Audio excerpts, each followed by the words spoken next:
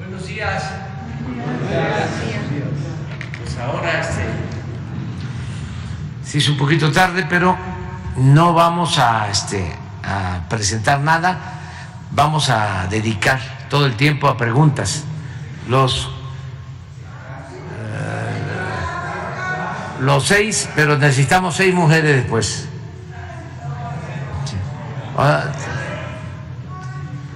Hay 3. Tú. Mujeres.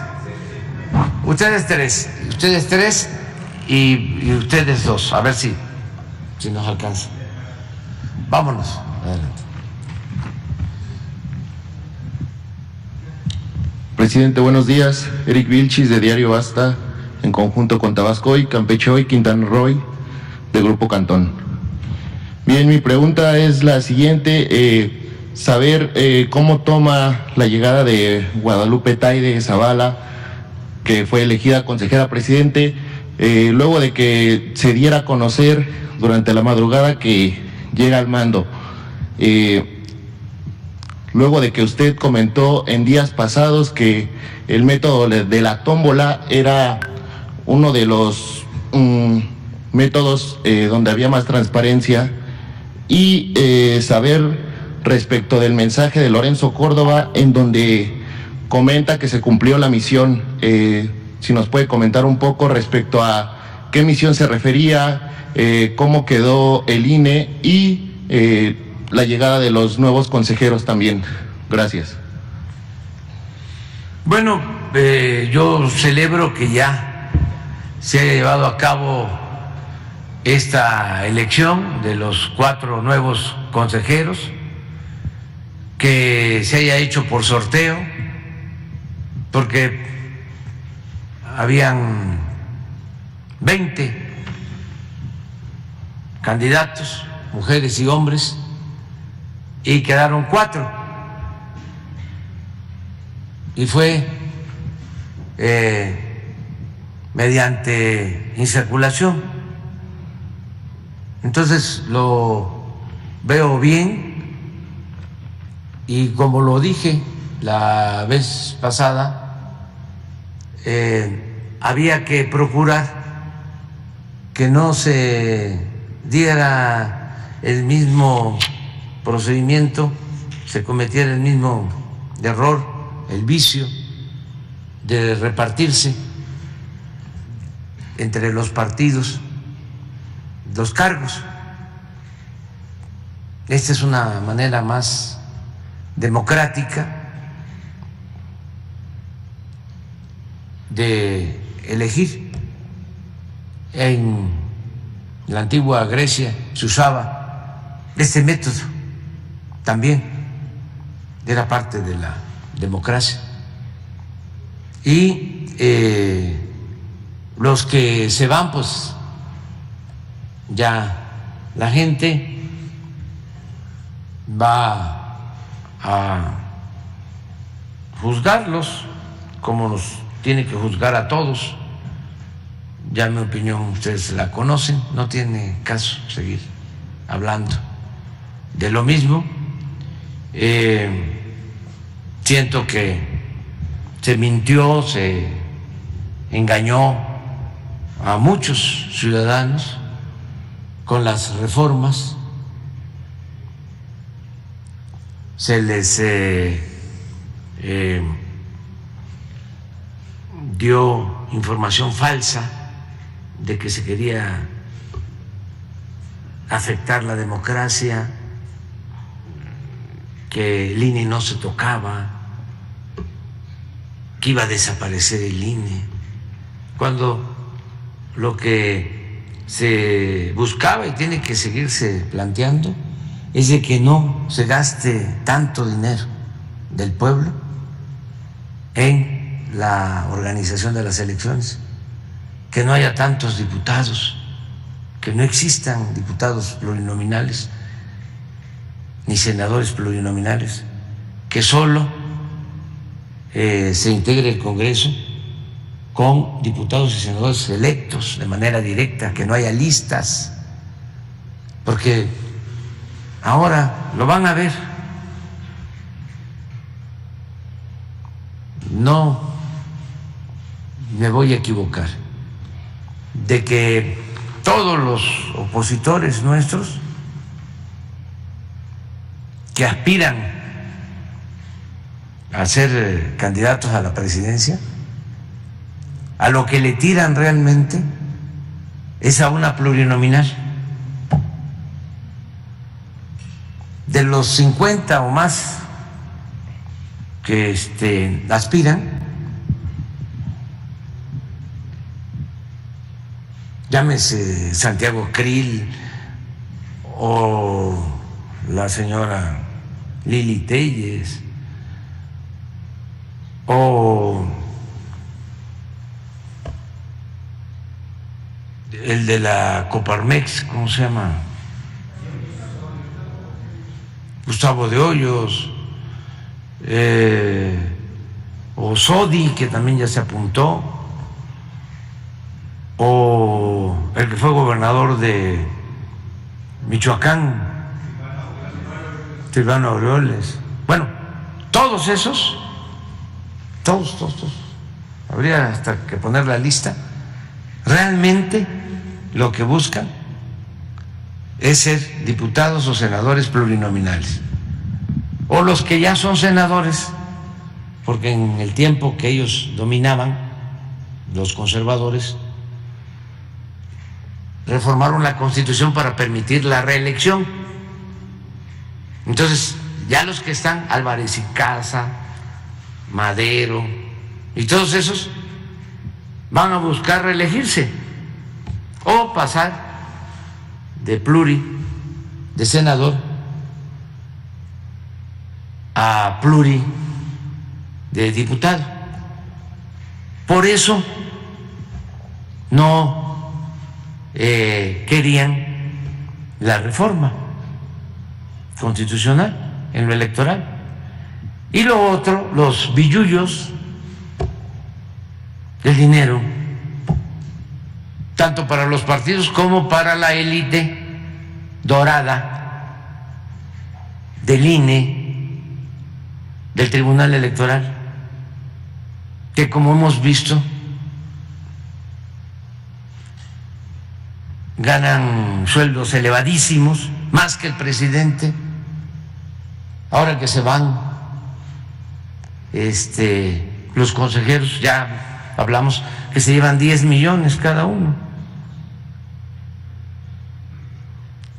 que aparte de la liquidación a la que tiene derecho cualquier trabajador por su antigüedad, los 3 meses por año, más 20 días por cada año de antigüedad, pues todo eso que se tiene el derecho, claro, ellos van a recibir más porque es mayor el sueldo, pero de todas maneras eso se queda corto si se compara con el seguro que tienen de separación, seguro de separación o retiro, no, se llama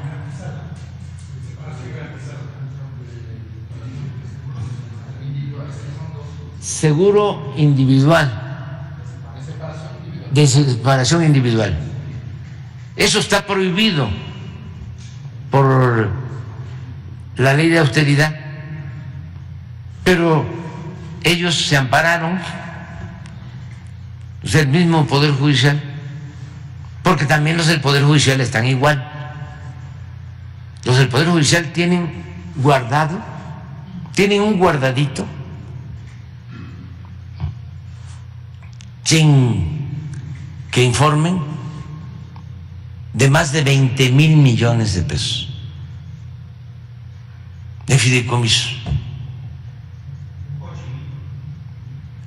Sí, y es para eso, porque siguen ganando los magistrados, ya no hablemos de los ministros, más que el presidente,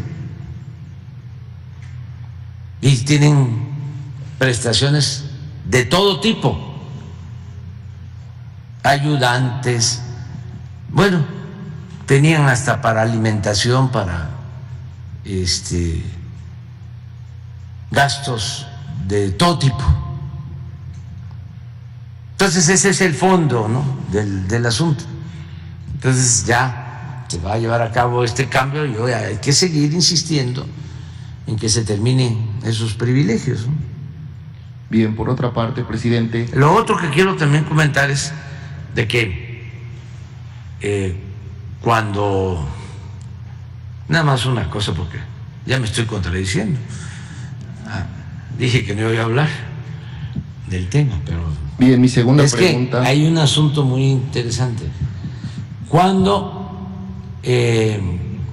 las elecciones anteriores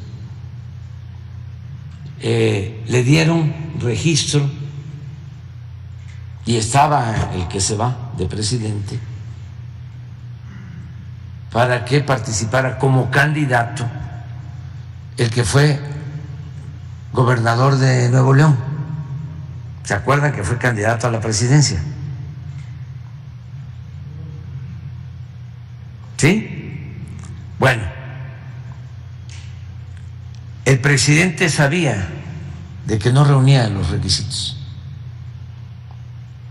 pero fue línea del presidente en turno, del presidente de la República.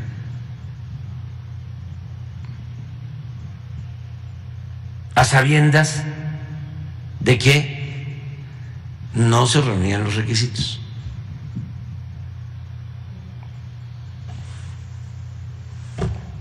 Entonces, porque se la dan de demócratas, ¿no?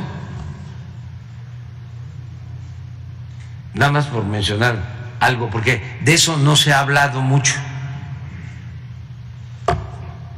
Entonces, ¿cómo es que le dieron el registro? Sacó las firmas creo que en una semana, o en 10 días, o un mes, y vámonos. Como antes registraban siempre al que es diputado de Coyoacán, Cuadri, que le ganó a Pablo Gómez, que los de Coyoacán, ojalá y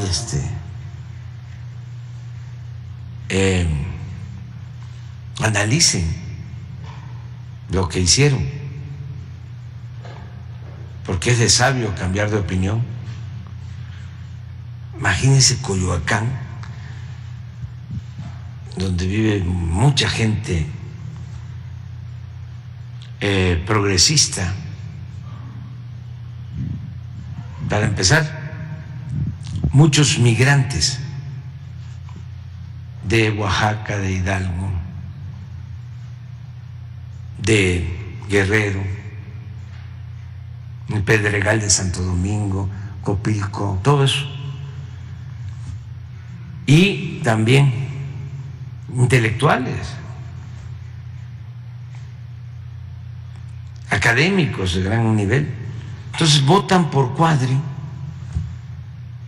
que entre otras cosas, porque no es una sola opinión, ha propuesto la desaparición de Chiapas, de Guerrero y de Oaxaca, porque así nos iría mejor si no existieran estos estados, cuando son la meca, ¿no?, de esos estados, de nuestras culturas.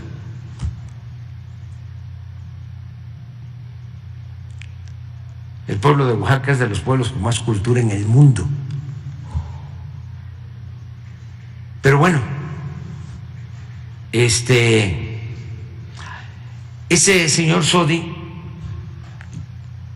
era candidato siempre a la presidencia, fue como 2 veces. Lo sacaban la maestra Elvester como candidato, como la otra señora que también la promovieron para quitarnos a nosotros votos, la señora Mercado, con la bandera del feminismo. quitándonos a nosotros votos. Le dieron todas las facilidades. Bueno, pues al paso del tiempo pues ya está en su sitio con el bloque conservador. Entonces nada más eso, ¿no? De cómo se cumplían los procedimientos legales en los tiempos del INE, que no se toca.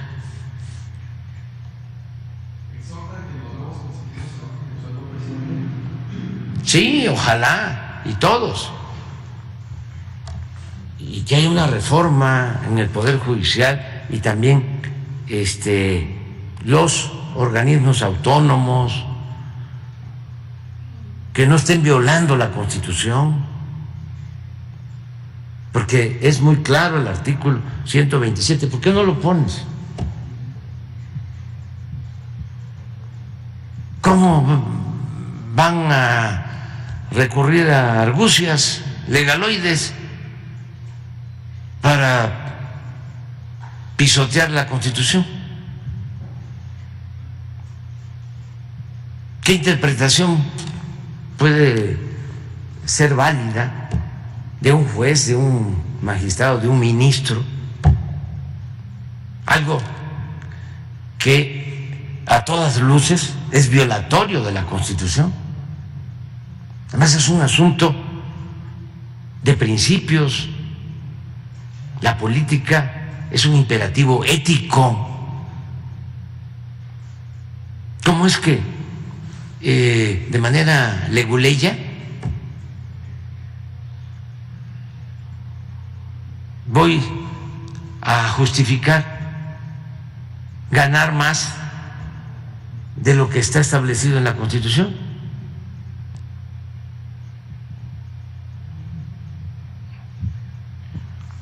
Es el 127, nada más esa fracción.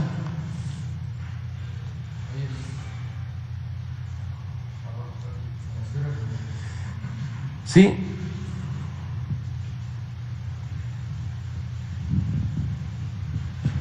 Más abajo, sí, más abajo. Donde dice que no pueden.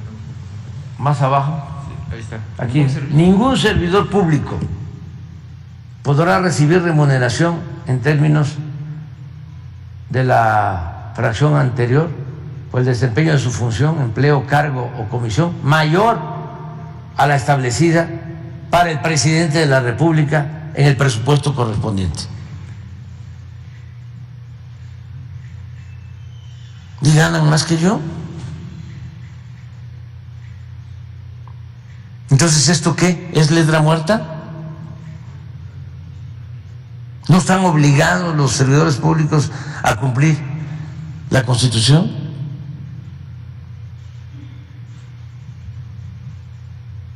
Ese es el fondo, pues, del asunto. Y pues tienen que llevarse a cabo los cambios y vamos a seguir insistiendo. No puede haber gobierno rico con pueblo pobre.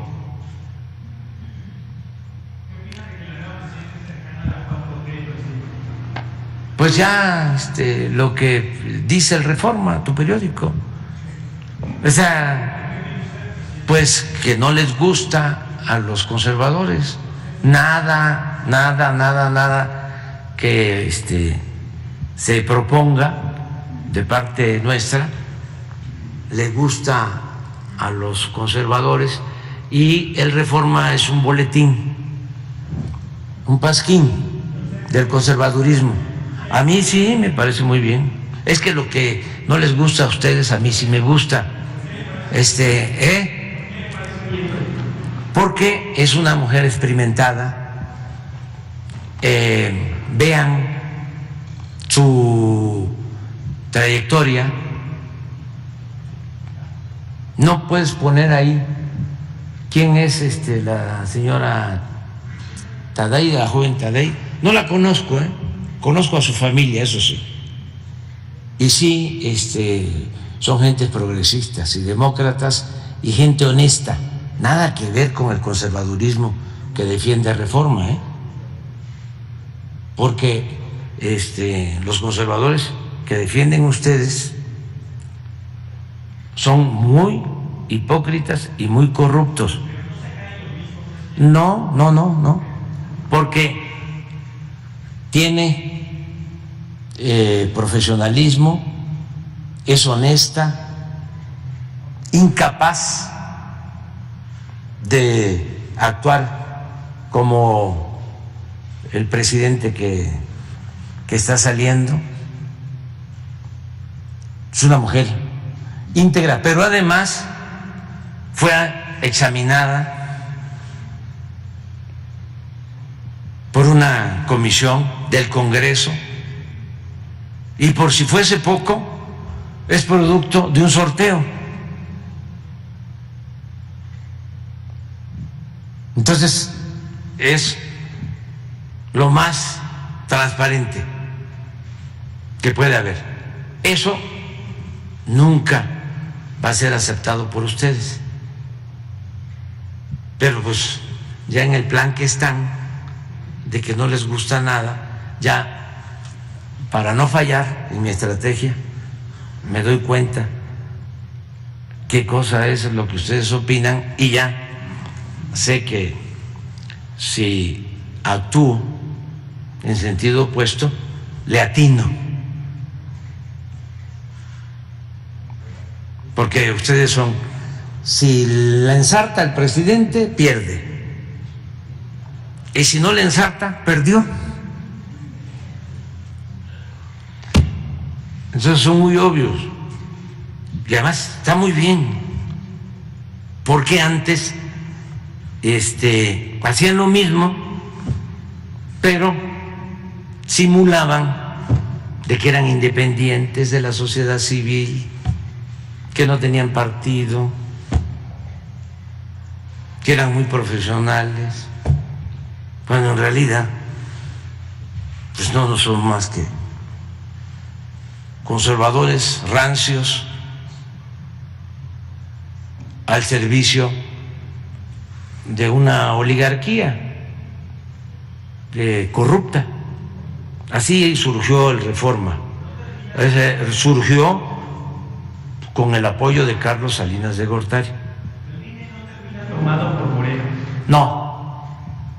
No se preocupe, para nada. Y el INE no se toca. ¿Cuánto? Nació en el 63, o sea que yo tengo 53, ella tiene ya casi 60. ¿No? Va a cumplir 60. Nació en Cananea, es un lugar histórico, que tampoco le gusta mucho a Reforma hablar de la huelga de Cananea, ¿no? Al no ser que se trate de hablar bien del coronel Green, el patrón en la época del movimiento de Cananea, pero no a favor de los trabajadores. ¿Cuándo en Reforma han sacado algo a favor de la huelga de Cananea, o de la huelga de Cananea, o de los mártires de Cananea? ¿Cuándo han estado a favor de los trabajadores? Nunca, jamás. Pero a lo mejor me puedo equivocar y me vas a traer mañana pruebas de un reportaje sobre la huelga de Cananea a favor de los trabajadores. Puede ser.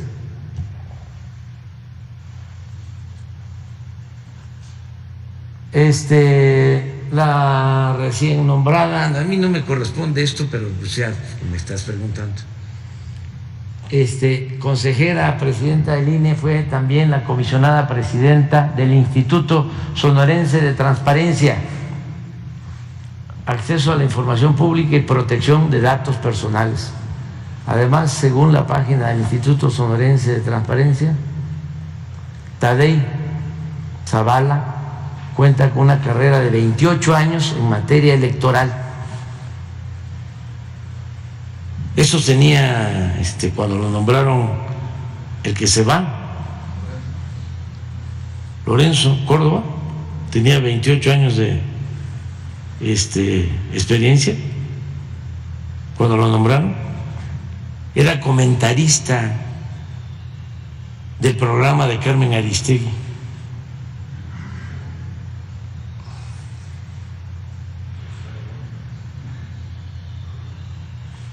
Bueno, ya, ahí está la ficha, pero no les va a gustar a ustedes.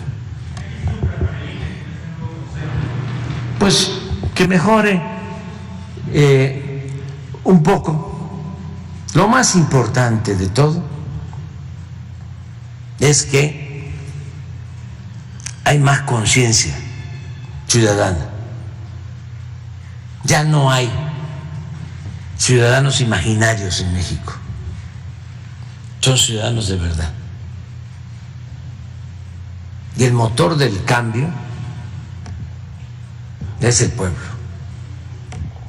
no son los funcionarios. La democracia se convierte en realidad, se convierte en hábito por el empuje de los ciudadanos. Es como las libertades, no se imploran, se conquistan. Y así el pueblo de México ha venido avanzando en contra de todos estos farsantes, como los que se van y sus jefes, de que hablan de democracia, pero en realidad son oligarcas. Ayer, antier, que participé en un foro internacional sobre democracia, hablaba yo de eso, de cómo se habla de democracia cuando en realidad dominan en muchos países del mundo las minorías y se hacen llamar demócratas. Utilizan como fachada la democracia cuando en realidad dominan oligarcas. Aristóteles decía que habían 3 sistemas de gobiernos buenos y 3 malos, y ubicaba entre los buenos el menos malo a la democracia, y a la oligarquía la consideraba mala como forma de gobierno, porque pues es en esencia el gobierno de los pocos, el gobierno de las minorías, el gobierno de los ricos, y la democracia es el gobierno del pueblo. Entonces, todos los conservadores, en el caso de México y en el mundo, aquí el bloque conservador y sus periódicos como el Reforma, quisieran que la democracia, si acaso, funcionara o se limitara, se acotara solo con la participación de la llamada clase política. No les gusta el sufragio universal, no les gusta que valga lo mismo el voto de un campesino que el voto de un intelectual o de un gran empresario o de un científico. Pero así es la democracia. Entonces sí es un tema muy interesante, porque en nuestro país ahora se está dando este cambio. Demos, que en griego significa pueblo, y kratos, que en griego significa poder. Esa es la democracia, poder del pueblo.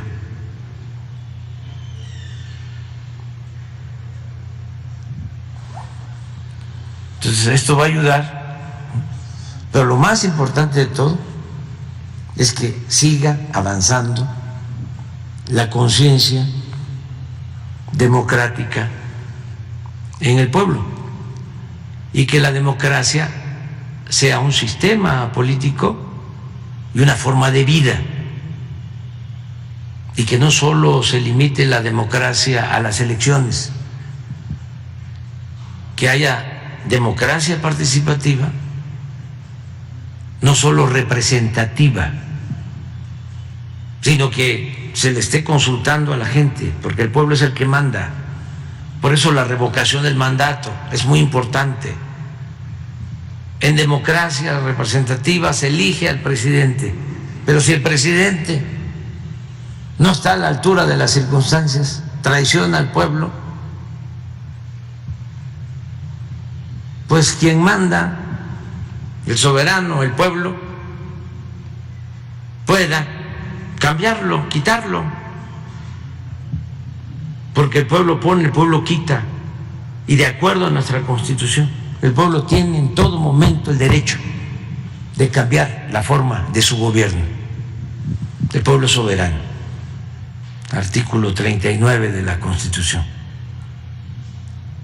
Entonces, eso, y que además actuemos de manera democrática en todos los ámbitos, en la familia, en la escuela, en los sindicatos. Democracia como forma de vida. Ese es el ideal. Y hacia allá tenemos que ir avanzando. Entonces ellos, los oligarcas disfrazados de demócratas,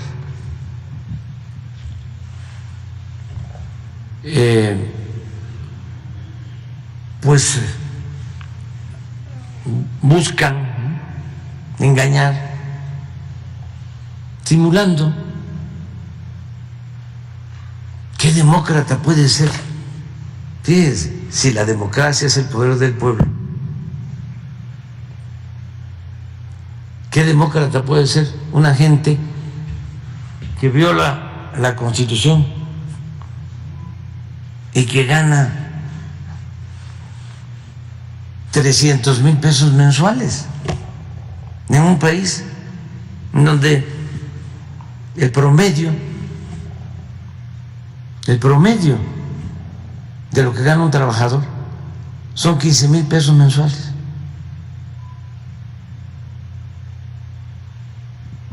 ¿Cómo se le puede llamar servidor público a una gente que gana 300,000 pesos mensuales? A ese se le puede decir funcionario, que cumple una función, pero no es un siervo de la nación, como decía Morelos. Pero en fin, ya nos fuimos por otro lado. Bien, presidente, mi segunda intervención, cambiando de tema, me gustaría saber qué es lo que va a suceder luego de que la oposición se lanzara nuevamente en contra de las mañaneras, ya que están solicitando que se baje de manera recortada la mañanera del día 27 de marzo, en donde usted hace mención sobre que hay un plan C, en donde comentó que ni un solo voto al conservadurismo. Me gustaría saber qué es lo que va a pasar, si se va a bajar ese pedazo de la mañanera, y qué es lo que sucede con la oposición, ya que usted en días pasados también comentó que las mañaneras sirven para informar al pueblo en números y datos. Gracias. Decir que ni un voto al conservadurismo no es decir ni un voto al PRIAN, es ni un voto al conservadurismo. Si ellos se ponen el saco, pues es otra cosa, ¿no? No existe un partido formal conservador, ¿no? ni un voto al conservadurismo. Pues entonces ya no voy a decir ni un voto al conservadurismo, voy a decir ni un voto a los fifís. A ver si pues ya eso tampoco lo puedo decir, porque que tampoco son fifís, algunos. O puedo decir ni un voto a los conserva, ni un voto a la derecha.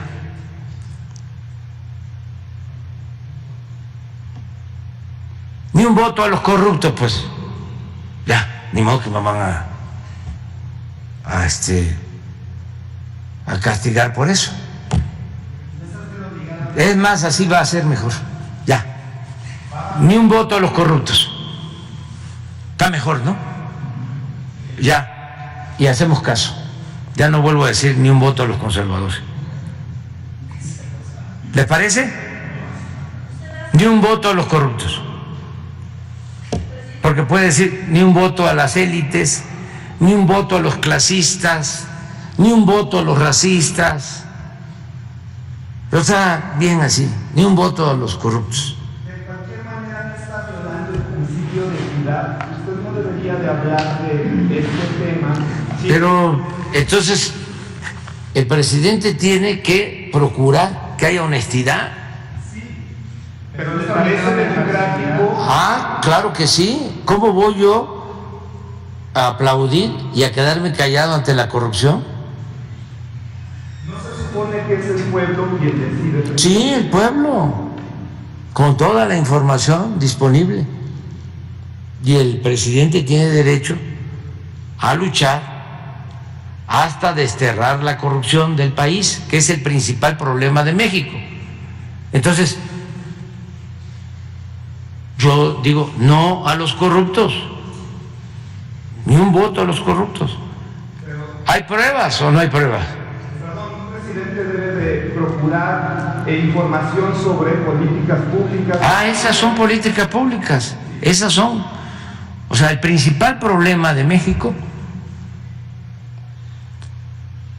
era la corrupción. Todavía sigue habiendo, pero se está enfrentando, porque queremos desterrarla. Y la corrupción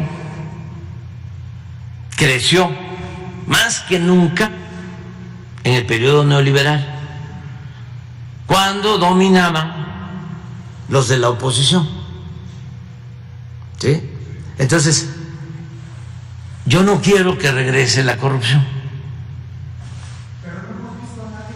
Por corrupción vemos en Galmet, ayer vemos el caso. Ah, sí. Instituto Nacional de Migración. Sí, pero el pueblo sí sabe.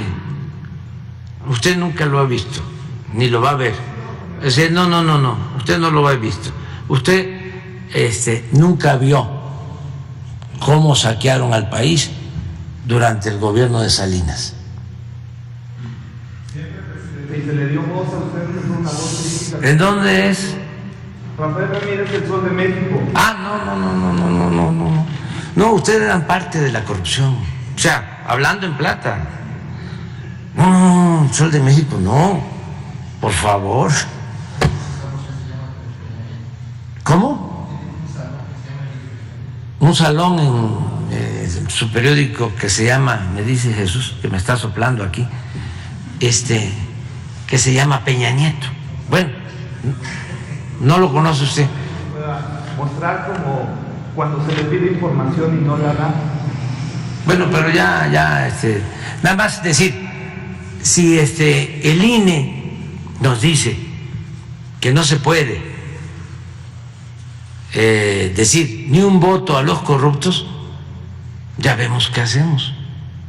Por lo pronto, ya no voy a decir ni un voto a los conservadores, haciéndole caso al INE. Ahora es ni un voto a los corruptos. Porque ya sería el colmo, ¿sí?, que no los tocáramos ni con el pétalo de una rosa, o que les aplaudiéramos. o que siguiéramos como antes, que robaban a manos llenas y no perdían ni siquiera su respetabilidad. Ni modo que si son corruptos se enojen porque se les dice corrupto. Más haciéndole tanto daño al país, porque es un asunto público. ¿Cómo el presidente no va a hablar de eso? Nada ha dañado más a México que la deshonestidad de los gobernantes. Eso ha dado al traste con todo. Esa es la causa principal de la desigualdad social, de la desigualdad económica, de la violencia, la corrupción. Entonces hay que desterrarla y estigmatizarla, porque el peor de los males era que robaban y ni siquiera perdían su respetabilidad. Hasta se les aplaudía, siempre lo digo. Se le decía en algunos casos, no se puede generalizar, a los hijos estudia para que cuando seas grande seas como don fulano, un reverendo ladrón. Por eso se llegó al cinismo de decir en la política tradicional de que la moral era un árbol que daba moras y que el que no tranza no avanza, ni de que político pobre, pobre político. Y era lo que regía. Sí, es completamente inaceptable y además están como aturdidos, anonadados. Dice, ¿cómo no voy a ganar yo 200, 300 mil pesos? Imagínense Jorge Ramos, este periodista famoso que gana como 10 millones al mes.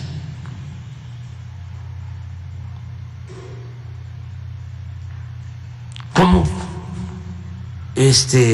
no lo va a considerar un asunto normal? Si era lo que predominaba y sigue predominando. Te pago bien para que nos sirvas.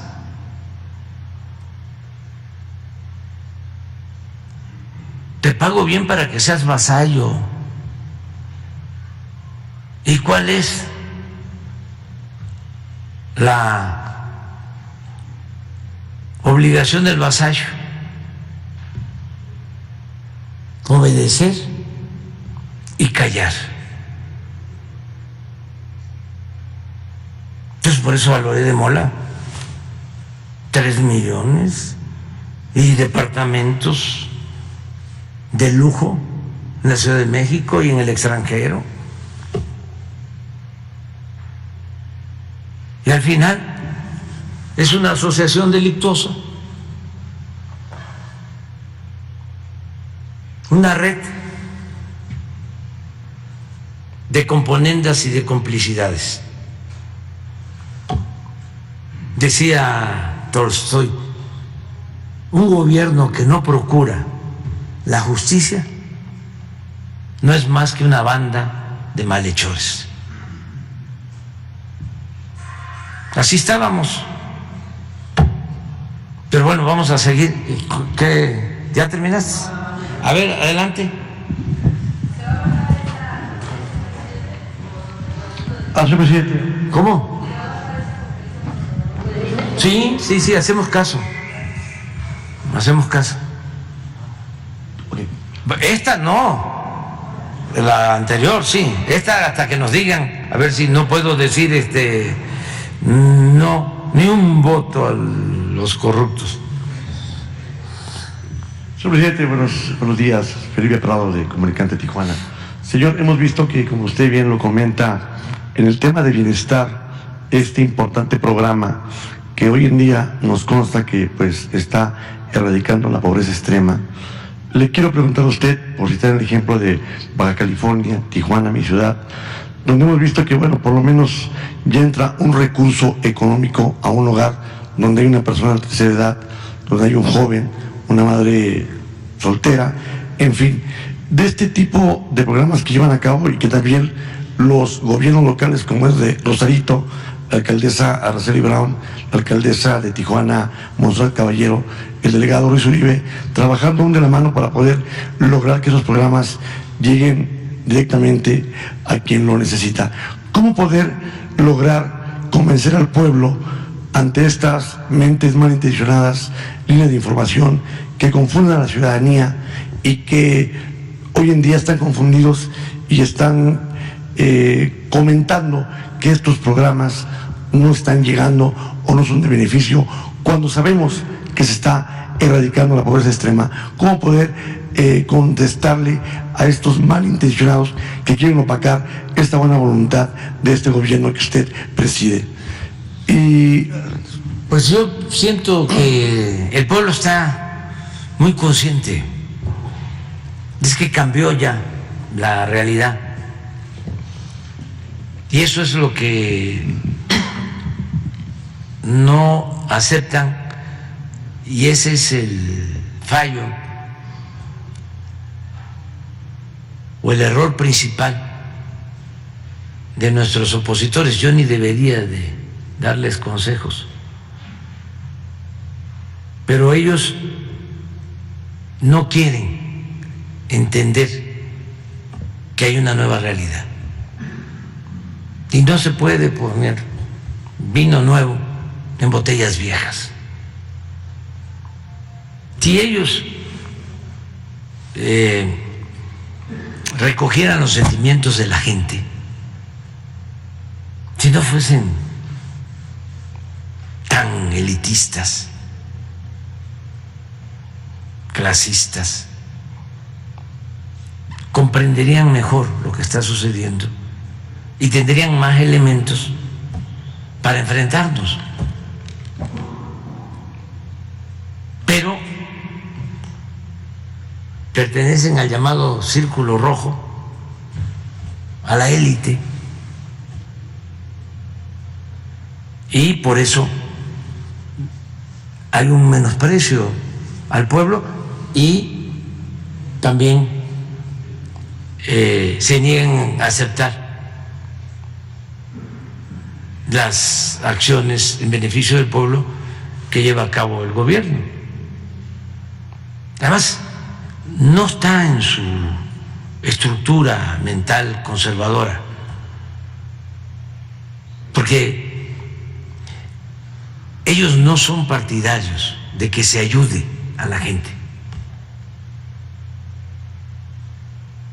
Ellos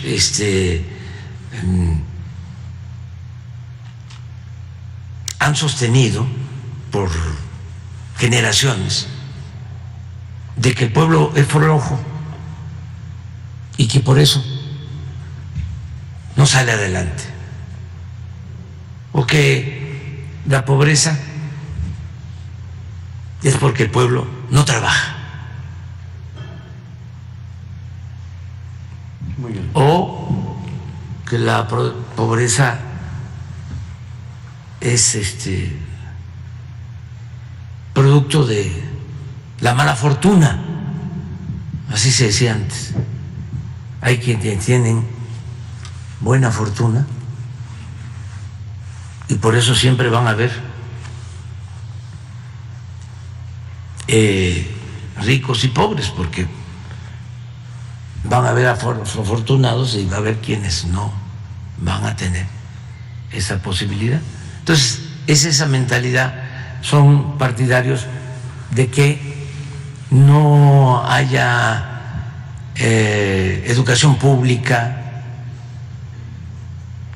que el que estudie pues que pague.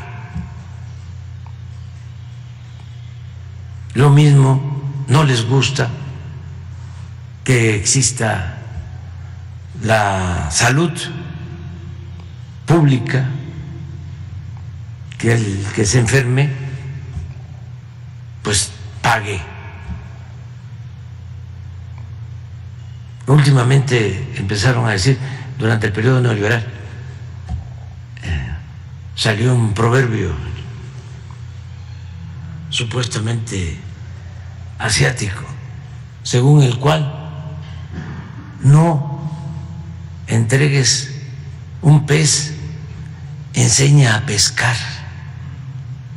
O sea, no le des nada a la gente, enséñalos a pescar. Sí, nada más que no hay agua, no hay pescado. Pero todo esto es una concepción.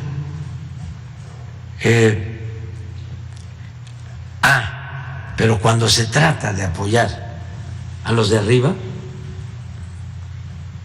eso no es paternalismo, eso no es populismo,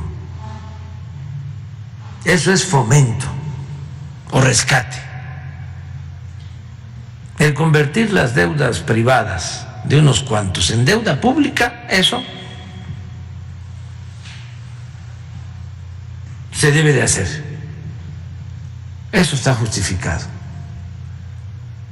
Pero el Estado no puede cumplir su responsabilidad social. Solo debe usarse cuando se trata de rescatar a instituciones financieras en quiebra, a grandes empresarios, a las minorías. Porque no debe de meterse en promover el desarrollo. No debe de meterse en ayudar a la gente. Ahora hablaba yo de regresar a los orígenes, porque en la Constitución que funda Estados Unidos, también en la Constitución francesa, en nuestra Constitución de Apatzingán de 1814, se establece que el objetivo, el fin último de todo gobierno tiene que ser el procurar la felicidad del pueblo, buscando siempre la igualdad. Pero el objetivo del gobierno es que el pueblo sea feliz. Entonces nos fueron manipulando hasta llegar. ¿Por qué le entregas un apoyo a un joven si ese es nini? Nada más hay que tratarlo así, en forma despectiva, discriminatoria, ni estudia ni trabaja, ja.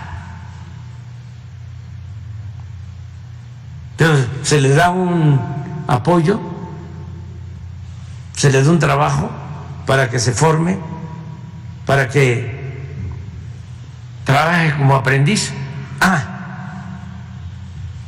Estás regalando dinero, estás apoyando a vagos, estás financiando a niños. O sea, es una mentalidad. Eso no es fácil de quitar. Eso viene de tiempo atrás. Por eso cuando me dicen es que hay muchos que están en contra, pues sí, son millones. Yo calculo que con ese pensamiento deben de haber como 25, 30 millones de mexicanos. Hay que respetarlos. No son los que vienen al Zócalo, 100, 150 mil, no, son 25, 30 millones, son muchos. Claro, cada vez van a ser menos, sobre todo porque los jóvenes de esas familias ya están tomando conciencia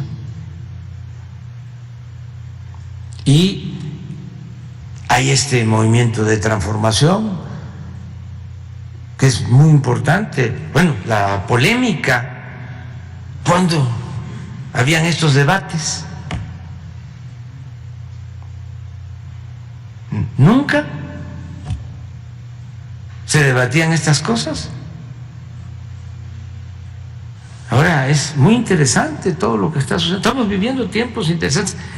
No debemos de quejarnos, porque nos tocó vivir momentos estelares en la historia de México. Son momentos de transformación. Y respetarnos. Y el que quiera seguir siendo conservador, pues que siga su camino. Y somos libres, y también no tiene por qué haber pensamiento único, que todos pensemos iguales. No, eso no es democracia. Entonces, decirte esto, ¿por qué no me preocupa el que estén difundiendo en la mayoría de los medios de comunicación de que somos populistas, de que somos paternalistas?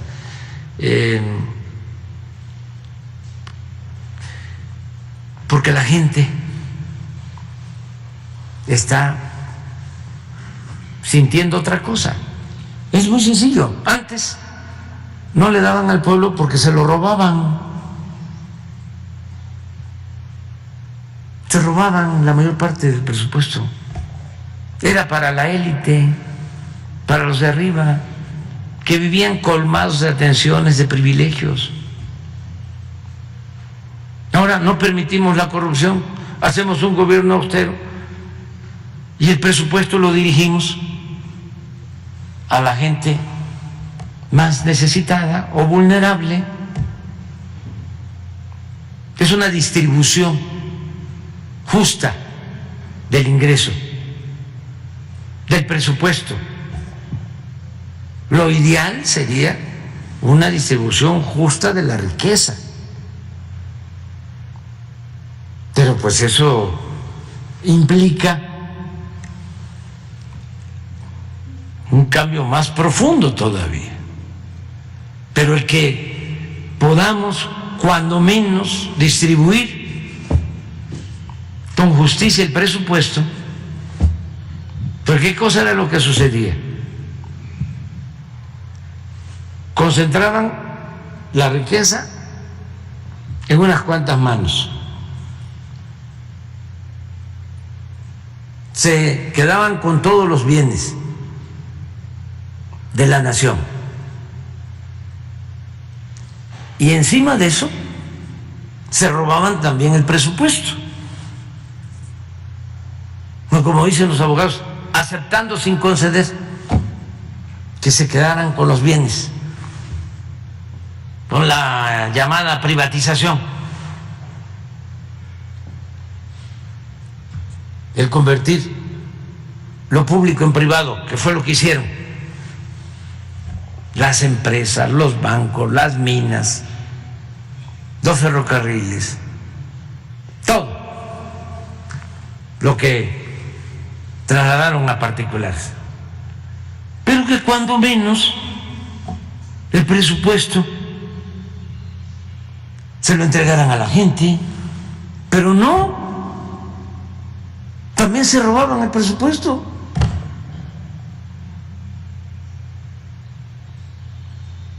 Entonces,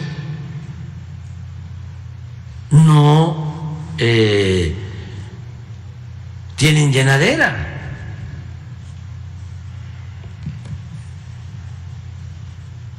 ¿Qué es lo que hemos hecho nosotros?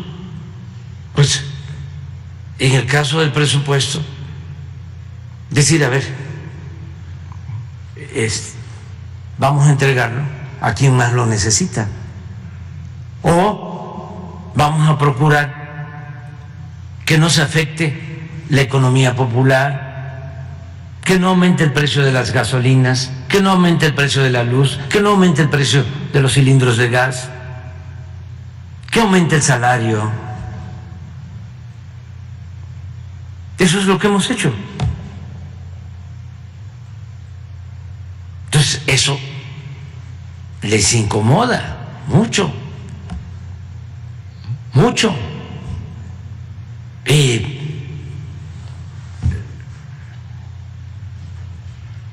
Es una gran hipocresía porque hasta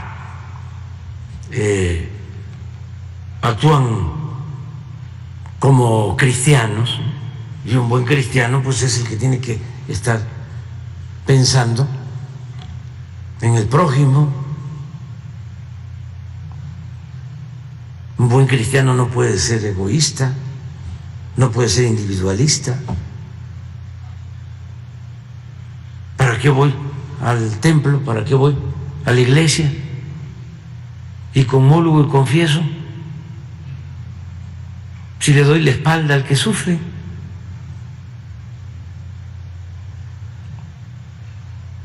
Si lo único que me importa es saciar mis ambiciones materiales y no pensar en los demás. Entonces es un asunto importante, importante. Yo siento que se les molesta mucho lo que nosotros estamos haciendo, pero pues para eso luchamos. Es que ellos pensaban que luchábamos por el cargo,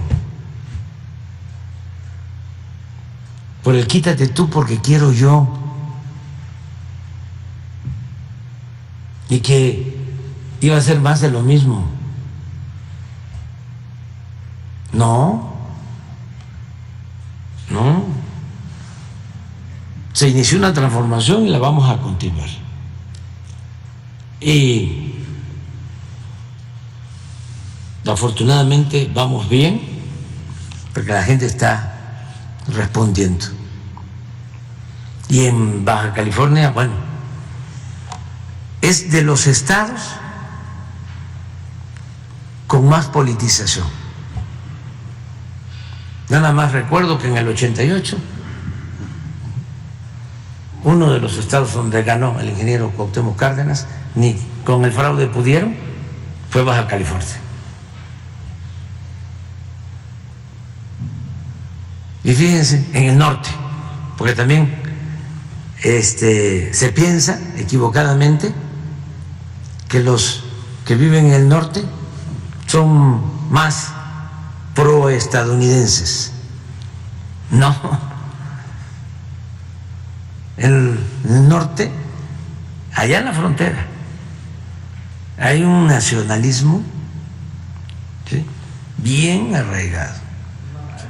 Y lo mismo nuestros paisanos migrantes. Así es. Quieren mucho a México, nunca olvidan a México.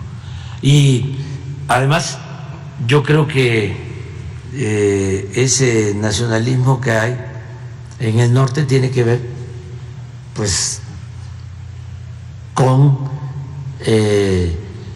la cercanía a la otra realidad en donde a veces, ¿no?, nuestros vecinos cometen excesos y hay maltrato y hay racismo, y eso afianza más nuestra identidad como mexicanos, que no lo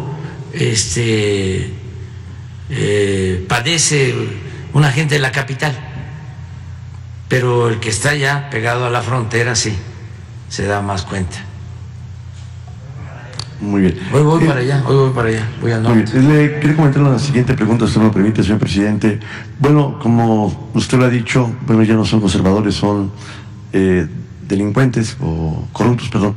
Le quería comentar lo siguiente. Bueno, veíamos que en épocas pasadas, cuando había un recurso federal que se daba a las entidades para distribuir a municipios, pues veíamos que pues lo llevaban pues definitivamente, ¿no?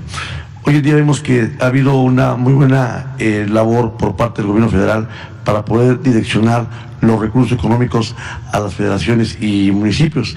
Hemos visto los cambios, porque está el tema de la Ciudad de México. Pues yo tenía mucho que caminar para acá y veo una ciudad totalmente bien resguardada, veo una buena movilidad, transporte, en fin. Le quiero comentar a usted, señor, bueno, han funcionado estos programas y la pregunta va direccionada porque usted va a visitar muy pronto por allá a Tijuana, donde, bueno, ahí la gente, usted ve cómo nos recibe de esa manera tan fraterna. Pues, señor, ¿habrá algún recurso económico que se pueda direccionar producto del ingreso de la Federación a la ciudad de Tijuana? Hay buenos planes por parte del alcalde Monserrat Caballero, tienen muy buenos proyectos para poder lograr que la ciudad salga adelante. ¿Cree usted que vaya a haber algún programa para poder direccionar recurso económico a mi ciudad, a Tijuana, señor? Sí, sí. Hoy voy allá. Hoy voy porque estamos llevando a cabo la evaluación de la operación de las sucursales del Banco del Bienestar. Entonces, en Baja California se están estableciendo sucursales del Banco del Bienestar y vamos a evaluar, pero además, entre otras cosas, en Baja California, en Tijuana en particular, se están invirtiendo por parte de la Federación alrededor de 10,000 millones de pesos en una obra por toda la frontera, en una vialidad por toda la línea fronteriza, para mejorar la circulación de los vehículos. Hoy en la mañana tratamos en la reunión de seguridad el problema de derrumbes ahí en Tijuana.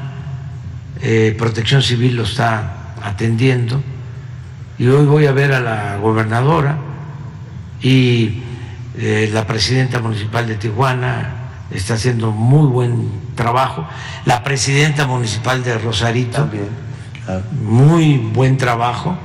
Acabamos de ayudarles a resolver en Rosarito un problema de vivienda, de Fobiste, y vamos a seguir ayudando, vamos a seguir apoyando. Creo que es el estado que más carros extranjeros ha regularizado y ya se les está enviando. A ver si no tienes ahí la lista de lo que se les envía para arreglar las calles. Hemos hecho en Tijuana obras urbanas, se han construido parques en barrancas, se han mejorado viviendas de gente pobre. Hemos hecho varias cosas en todo Baja California y lo vamos a seguir haciendo. Vamos a seguir. ¿Mande? De los migrantes, de los lesionados. Voy a estar atendiendo la parte médica, básicamente. Lo que me importa más es la atención a los heridos. No sé, pero sí voy a tener una reunión con los médicos para procurar que no les falte nada, que podamos salvarles la vida. Ahora es lo fundamental. Entonces, como voy a Juárez, ya tenía programada esta visita para lo de el Banco del Bienestar, pues voy a aprovechar también para ver lo de la atención a los enfermos, a los heridos, el que se les atienda en todo. Han estado atendidos, envié al general Bucio, él desde ese mismo día, al día siguiente de la desgracia, se fue allá está, me informa todas las mañanas, hoy me informó temprano, y está visitando los hospitales donde están los enfermos, están en clínicas del seguro, también en un hospital público, en un hospital del ISSSTE, y están siendo atendidos, se está dando apoyo para que no les falte nada, pero de todas maneras voy hoy y se van conmigo y se van a quedar allá. El secretario de Salud, Jorge Alcocer, y Zoé Robledo, director del Seguro Social. Se van los dos conmigo, o ahora en la mañana. O sea que ya me voy a ir, ¿eh? Sí. No sé exactamente, se le invitó para la reunión de Banco de Bienestar. No sé si vaya a asistir. ¿Dónde va a ver a los médicos, presidente? Pues me voy con los médicos. ¿Dónde se va a reunir con ellos allá? No sé. Ellos van a hacer, les estoy pidiendo una revisión de todos los heridos para que no les falte nada. ¿Cuál presidente el número de heridos que todavía están hospitalizados? Los mismos. Ayer les informaron y hoy les van a volver a informar. Hoy vuelve Rosa Isela a informarles a las 2 de la tarde. Miren, pues ahí está Baja California, tiene primer lugar. 252,000 vehículos regularizados. Se amplió el plazo, terminaba hoy y ya se amplía a 3 meses. Y ya son 631 millones. Esto para las calles, para los baches. Ojalá y no sea para tapar baches, sino también para poner concreto hidráulico, porque los baches se tapan y con la lluvia vuelven a salir y se vuelven a padecer. ¿De acuerdo? Bueno. Buenos días, presidente. Hans Salazar, de Noticiero en Redes. Ha habido varias veces que yo le he planteado, presidente, aquí el tema del Fobiste. Incluso el día de ayer se volvió a mencionar aquí mismo, pero el problema es más de fondo, muchísimo más de fondo. Incluso aquí, por instrucciones de usted, en meses pasados estuvieron los responsables de estas dependencias, porque pertenece el Fobiste, esta institución, al propio ISSSTE. Es parte de los servicios, las prestaciones a los trabajadores. Concretamente, para no repetir lo que yo he planteado aquí, incluso lo que se ha visto con las autoridades correspondientes, es que el problema clave, incluso ellos mismos lo han dicho, las autoridades responsables del Fobiste, que este problema no se puede resolver de fondo si no se plantean reformas a la ley, ordenamientos jurídicos. ¿Por qué? Porque tiene que ver con la actualización de las sumas, el préstamo precisamente de su vivienda. Hay muchos afectados. El ejemplo a veces más delicado es, por ejemplo, de los jubilados, que siguen pagando, por ejemplo, la cuota que le toca a la parte patronal, a pesar de que pues ya cuando se jubilan, pues la pensión baja de los ingresos que tenían 20, 30%, 25, qué sé yo, dependiendo los cálculos. Preguntarle, presidente, en este punto en concreto, Hay posibilidades, porque incluso las comisiones en la Cámara de Diputados ya tienen iniciativas para reformar esto. Ya no depende de la propia institución que quiera o no, se tendría que saltar la ley y obviamente hay responsabilidades al respecto. Concretamente, esa sería la pregunta, y ponerle en este caso del Foviste otro ejemplo que yo quisiera que también se pudiera ver a fondo. El gobierno de la Ciudad de México ha estado atendiendo el tema de edificios de departamentos aquí en Tlalpan, que también a usted se lo expuse, que fue afectado por el sismo del 17, ya hace, pues vamos hacia los 6 años. La gente tuvo que salir, está rentando, no se ha corregido ese edificio porque es muy caro, es cuestiones presupuestales y siguen pagando el Foviste. O sea que ya hay doble gasto, e incluso con el tema de las sumas y la actualización, aunque vengan mes con mes, llega febrero y resulta que deben aparte por esa actualización 40,000, 30,000, 50,000, 70,000. Son prácticamente deudas impagables. De hecho ha habido movimientos y todo eso, pero creo que la clave estaría ahí y preguntarle concretamente de esto, si pudiera apoyar al gobierno de la Ciudad de México para que pudiera solventar, porque lo que les han dicho a los afectados desde este sismo, que ya para 6 años esta afectación, es que no alcanzan los recursos para poder ser nuevamente habitable este edificio de aquí de Tlalpan. Eso sería como quisiera yo empezar, presidente, con ese tema. Yo, de lo último, te digo que estoy seguro que el gobierno de la ciudad puede atender esta demanda,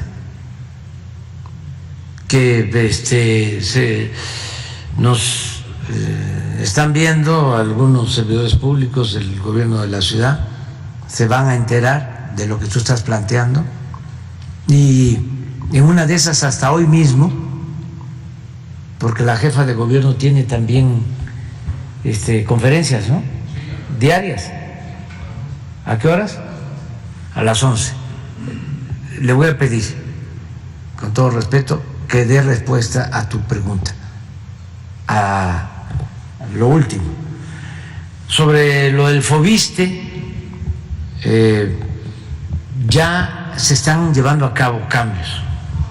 Lo que pasa es que no se ha informado. Voy a pedirle al director, César Guarroz, de Foviste, que venga aquí para que informe sobre lo que estás planteando y qué más podemos hacer, ¿sí?, para ayudar. Si hubiera necesidad de reformas en los ordenamientos jurídicos, sí, o sea, mandar iniciativas, sí, sí, hay posibilidad, sí, de parte, sí, de usted. Sí, para hacerlo más amplio, voy también a invitar al director del Infonavit, a los dos, que den a conocer qué están haciendo para que la gente que está pagando, sean servidores públicos, sean trabajadores, y que pagan y pagan y pagan, y que nunca terminan de pagar y no tienen sus escrituras, qué es lo que se está haciendo, porque hay planes para eso, sí, hay descuentos. Yo me comprometí a que si ya llevaban 90% de su pago, sí, ya se les hacía una quita del 10% y se les entregaban las escrituras. Y me comprometí también a otra cosa que se está cumpliendo, que fue detener los desalojos, porque antes se desalojaba a los trabajadores y había toda una red de corrupción, de notarios, despachos de abogados, que se quedaban con los departamentos de los trabajadores. Entonces, que vengan y que nos informen. Podría traer, por ejemplo, porque hay una infinidad de casos para podérselos entregar y que pudieran dar respuesta. Pues yo diría que antes, okay, que nos entregues para que información a través de... Sí, ellos vendrían la semana próxima. Ok. Sí, vamos a pensar miércoles.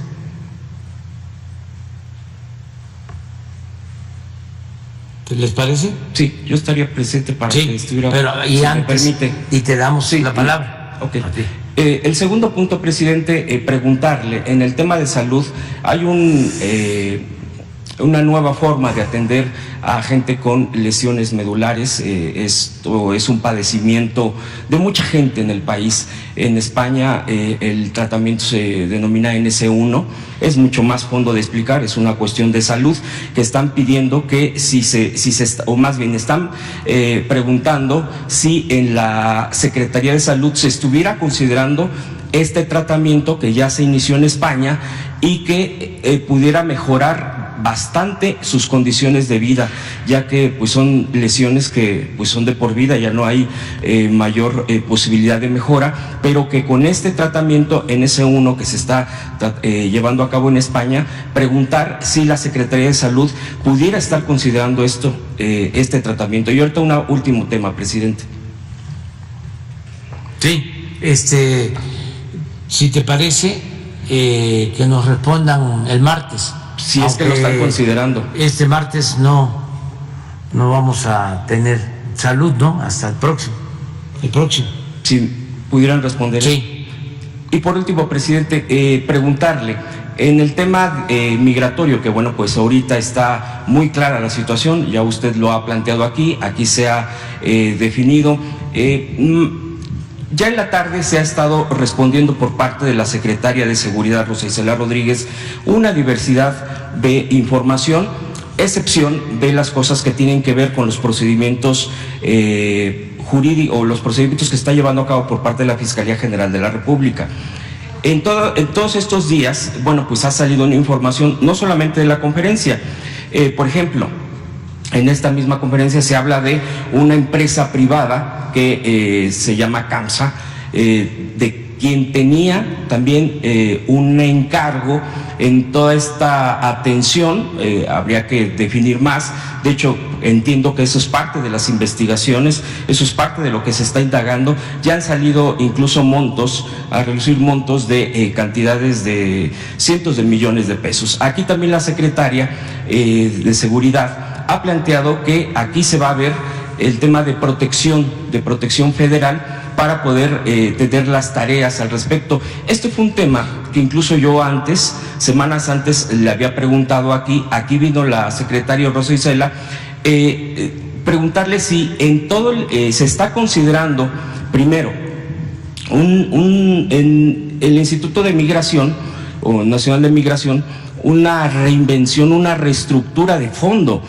Esto con el trato hacia los migrantes, es decir, debe de haber gente con esa disposición, y preguntarle si, por ejemplo, en esto, porque faltaba de cubrir las vacantes en protección federal, aquí mismo informó incluso los requisitos la secretaria.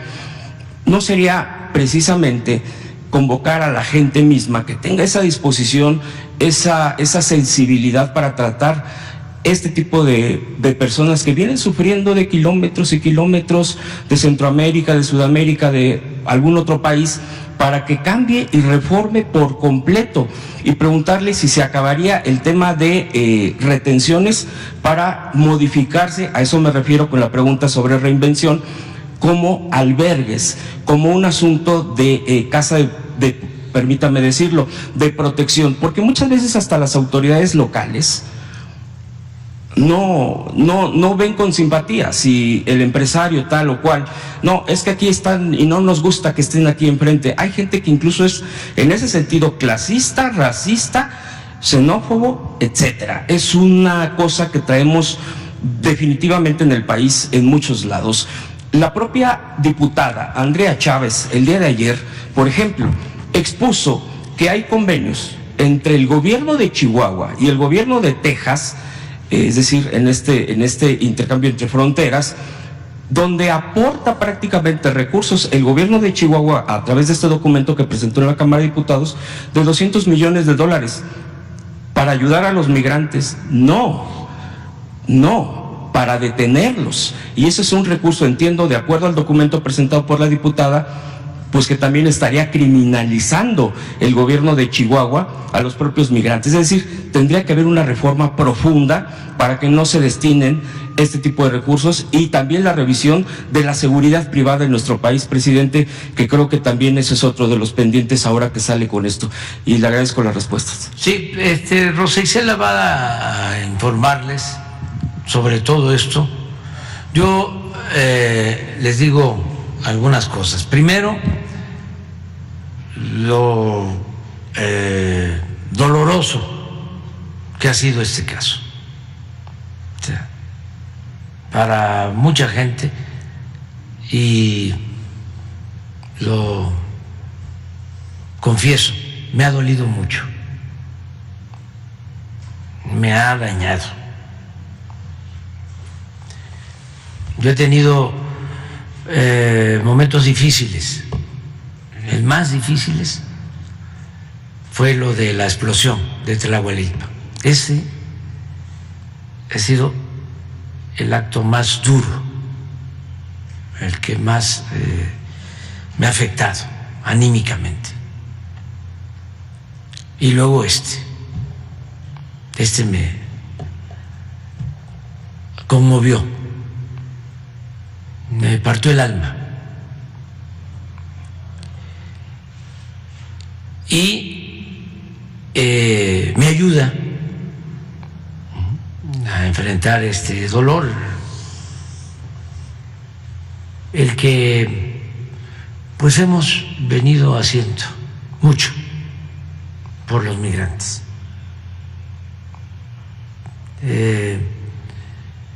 Desde que llegué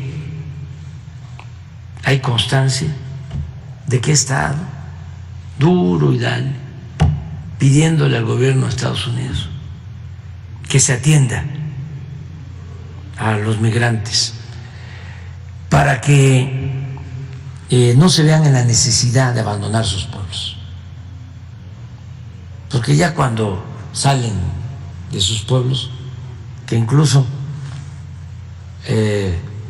algunos llegan a acuerdos con traficantes de personas, los llamados polleros, ya es muy difícil que se queden, que se les ofrezca trabajo en México y se queden. Ya traen el propósito de llegar a Estados Unidos. Entonces, nosotros hemos demostrado de que si se invierte en los pueblos de Centroamérica y del Caribe, se logra mantener en sus lugares de origen a quienes, si no tienen otra opción, deciden salir a buscarse la vida como pueden. Entonces, hemos invertido, nosotros hemos invertido más de 100 millones de dólares en comunidades de El Salvador, de Honduras, de Guatemala. Hemos estado en Centroamérica. Le voy a pedir a Laura Elena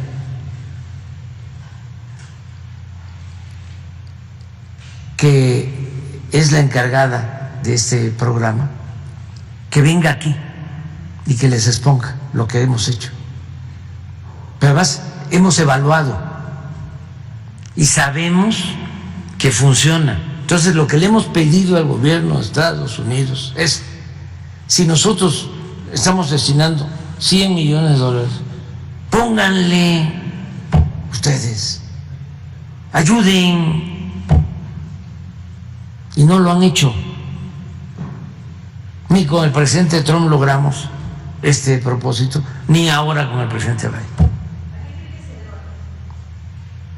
Pues a que tienen una concepción de querer enfrentar problemas sociales solo con el uso de la fuerza.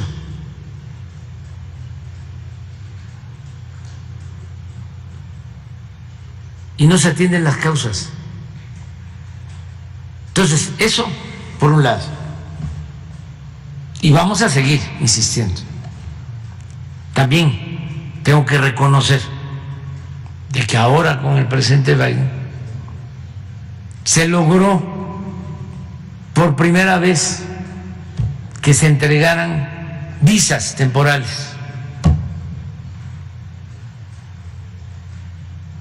Bajó considerablemente. A ver si no nos manda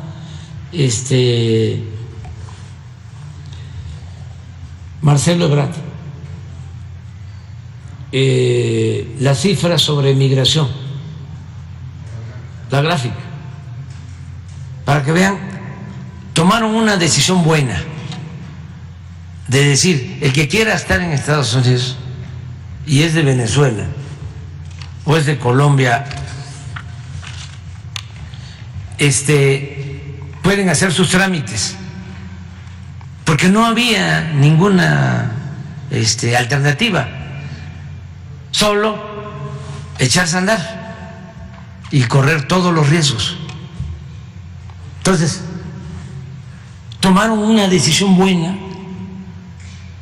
Esta desgracia sucede cuando hay menos flujo migratorio. Ahorita lo van a ver del comportamiento. Y luego, miren,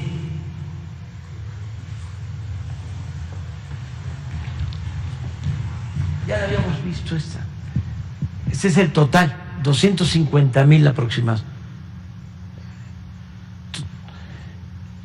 Esto son no mexicanos, pero fundamentalmente son venezolanos, ecuatorianos, colombianos. La medida que les hablo, de la que les hablo, que tomó Estados Unidos, fue aquí. Y miren,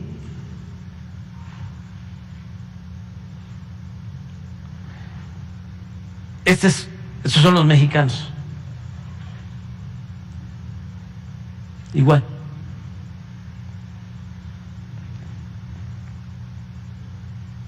Entonces, esto hay que seguirlo haciendo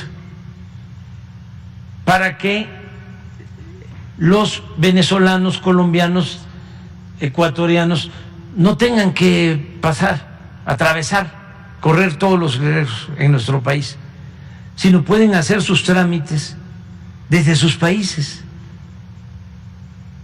Hay un procedimiento ya que no existía. Entonces, acerca de esta desgracia, pues tenemos que pedirle a la Fiscalía que actúe. No hay impunidad. Eso es la diferencia con otros gobiernos. No vamos a ocultar la verdad. No vamos a proteger a nadie. Pero, pues es muy doloroso. Y también estábamos buscando, porque constantemente estamos viendo el tema. Hace 10 días, una semana, ya les puedo dar el día y la hora, me reuní con el padre Solalinde y tratamos el tema antes de la desgracia y llegamos al acuerdo de que se va a crear un consejo. Y le dije, aunque tú no puedes legalmente, sí de manera honoraria que estés. Un consejo para buscar que no se violen los derechos humanos de los migrantes, que se les proteja. sí, externos, y una reforma al interior del Instituto de Migración. Resulta que esto fue hace 10 días. Entonces quedamos, ya vamos a empezar, y cuando se tengan a los integrantes, vamos. Sí, pero estamos hablando de si hay alguien aquí, entre otros, que ha defendido a los migrantes de manera sincera, con sus albergues y todo, es el padre Solalinde, porque también hay muchos pseudo defensores de derechos humanos, así como pseudos ambientalistas. Hay muchos falsarios. Estamos buscando gente que realmente si le preocupe y quieran verdaderamente ayudar. Por lo general hay organizaciones de la sociedad civil, que es lo que ha pasado en el caso de Centroamérica. Me pueden decir del gobierno de Estados Unidos, es que nosotros le estamos dando dinero a las organizaciones no gubernamentales, le estamos dando dinero a organizaciones de la sociedad civil. Yo les he dicho, se los acabo de decir ahora a los legisladores que vinieron, que eso no les llega a la gente, se queda en esos aparatos. Pero en el gobierno de Estados Unidos tienen arraigado el que para atender a la gente en el asunto migratorio tiene que ser con organizaciones no gubernamentales, con organizaciones de la sociedad civil. Y yo sostengo que la mayoría de esas organizaciones solo administran el problema, y algunos hasta trafican con la necesidad de la gente. Son aparatos burocráticos y muy conservadores. Fue todo esto que se creó durante el periodo neoliberal para simular de que se atendían con las nuevas políticas públicas, ¿no?, a la gente, también para desviar la atención y que los corruptos siguieran saqueando a los pueblos. Entonces, se los he estado planteando. Ellos ¿qué argumentan? Dicen, es que no podemos entregarle el dinero a los gobiernos porque son corruptos los gobiernos. No se los entregues a los gobiernos. Si tú estás pensando en eso, entrégaselos de manera directa a la gente, pero no utilices a esos intermediarios. Esos intermediarios, si vienen ustedes, ¿cómo andan en Centroamérica? Los carros que traen, se hospedan en los mejores hoteles, y ahí se queda todo el dinero, que además es muy poco. ¿Qué tiene que ver lo que ha entregado el gobierno de Estados Unidos a Centroamérica con los 35 mil millones de dólares destinados a la compra de armas para Ucrania? Digo, y esto no es la primera vez que lo estoy diciendo, y se los digo a ellos, se los acabo de decir hace una semana. Además,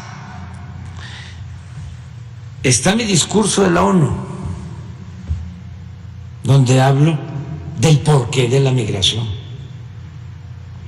¿sí?, donde hablo del porqué de la pobreza en el mundo y cómo la ONU no ha hecho absolutamente nada. Pero eso sí, hay una constelación de aparatos burocráticos de la ONU para todo, para todo. Y esos burócratas viven muy bien, ganan muy buenos sueldos, viajan por todo el mundo y no hacen realmente nada en beneficio de la gente. Entonces ya basta de hipocresías, de simulación. Y ya me voy. Y miren el compromiso que estoy haciendo. Este señor, que es de los mejores periodistas, y para que no le vayan a hacer nada, es crítico de nosotros, y por eso lo respeto mucho.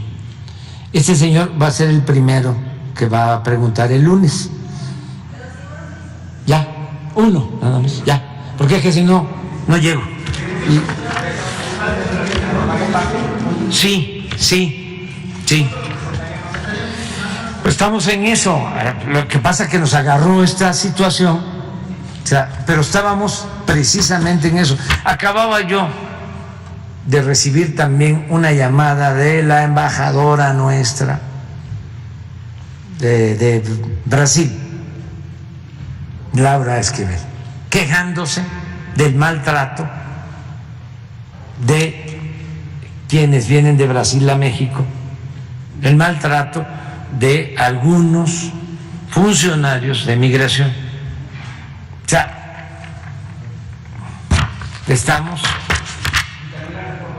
en eso, sí, y además es algo que estamos haciendo, que ya está, es Laura Elena Carrillo, va a venir. Es que van a ver lo interesante, y esto no solo es para que lo conozcan los mexicanos, sino lo que quiero, porque se los he mandado a los legisladores de Estados Unidos, a los que se encargan de el tema migratorio en Estados Unidos. Tenemos un documento, hicimos una evaluación de los efectos, mejor dicho, de lo que se logra con estos apoyos. Tenemos muchísimos testimonios de jóvenes que están ya en el Sembrando Vida, que están en Jóvenes Construyendo el Futuro, en Guatemala, en El Salvador, en Honduras, y dicen, ya no nos vamos, nos quedamos. O sea, y es una muy buena experiencia. Entonces, ¿qué es lo que se tiene que hacer? Bueno, reforzar todas estas medidas, y lo otro también, pues protegerlos a los migrantes. Si ya salieron, ¿sí?, protegerlos, cuidarlos, que es lo que hemos venido haciendo con albergues, con médicos. Pero aquí esta tragedia, desgraciadamente, nos vino a pegar muy fuerte.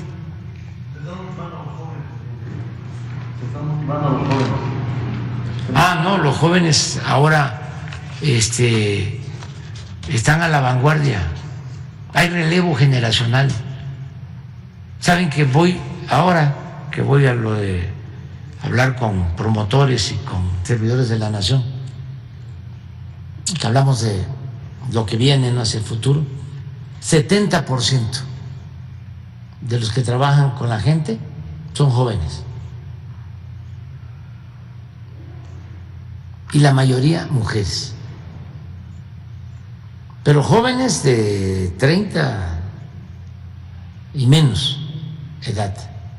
Entonces me da muchísimo gusto, porque esto ya cambió. Ya cuando yo les pregunto, a ver, que levanten la mano las mujeres, mayoría. A ver, que levanten la mano los que tienen menos de 30 años, mayoría. A ver, que levanten la mano los que tienen de 60 a 70 años, que son veteranos como yo, unos cuantos. O sea, ya nos desplazaron por completo. ¿Sí? Ya por eso yo me voy a ir tranquilo el año próximo. Nos vemos. Si no, no llego. Va él primero, el lunes. Ya, sí,